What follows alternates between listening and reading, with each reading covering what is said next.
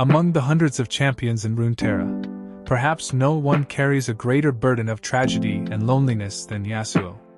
He was a prodigy swordsman hailing from the tranquil lands of Ionia, yet his life was crushed by a broken vow, an innocent death, and the haunting presence of his past.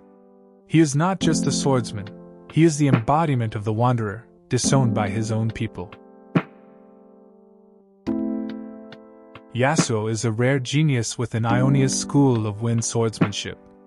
He was the only student in generations to master the technique of wind mastery, a skill that uses breath control to manipulate the very currents of the air. This power not only allows him to glide with superhuman speed but also to create an impenetrable wind wall, shielding against all incoming threats.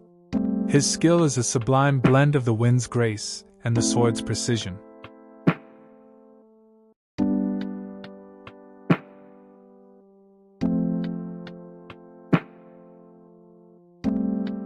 Yasuo grew up alongside his half-brother Yone.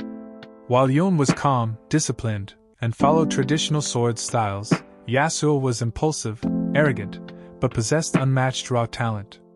This contrast created a deeply complex relationship, marked by both love and rivalry.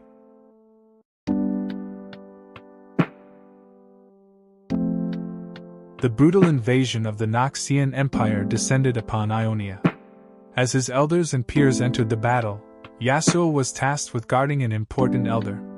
However, the heat of the fight and his fierce desire to prove himself led Yasuo to break his vow, abandoning his post to join the fray. When Yasuo returned, the elder was dead. The fallout of his impulsivity was not just the death of a teacher, but it branded him a traitor in the eyes of the entire school.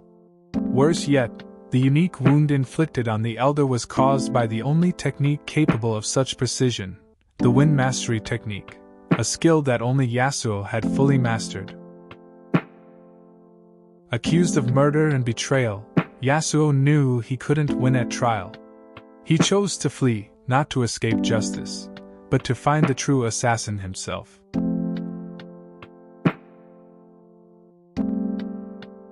In that arduous journey, Yasuo had to face his greatest pain, Yone, his own brother. Yone, believing his brother had betrayed his oath and caused the elder's death, led the pursuit. In Yone's eyes, Yasuo's arrogance had fully corrupted him into a betrayer. The two brothers clashed in a tragic duel. Despite his reluctance, Yasuo's mastery of the blade was superior, and he tragically struck down his only trusting kin. Before collapsing, Yone uttered his bitter last words, cementing Yasuo's belief that he was truly unforgivable. This overwhelming guilt burdened Yasuo, turning him into a rootless wanderer, with a sword perpetually stained by the blood of his family. After years spent wandering in disgrace, Yasuo finally found clues and proved that he was not the murderer.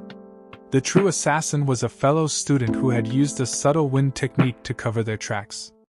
Yasuo was ultimately exonerated from the charge of murder. However, this vindication could not undo what he had lost. Yasuo still lives with two unhealable wounds. He is still responsible for abandoning his post during the Noxian invasion, and he killed his own brother. Yasuo continues his nomadic life, no longer hunted, but unable to return home. He uses his swordsmanship to protect the innocent, such as Talia, hoping to find redemption through his actions, and lives with his blade as an eternal act of penance. The wind is his only companion on this lonely path.